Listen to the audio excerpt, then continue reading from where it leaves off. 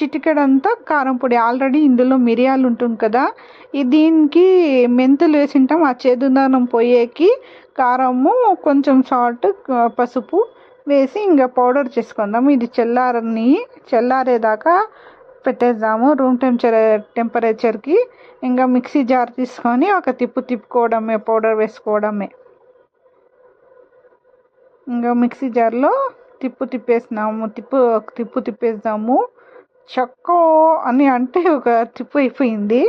ఇంకా రెడీ అయిపోయిందండి ఇలా పౌడర్. చూడండి, ఇంకొంచెం దంచి కొడితే, రోకల్ బండతో దంచితే దాని వాసనే సూపర్గా ఉంటుందండి.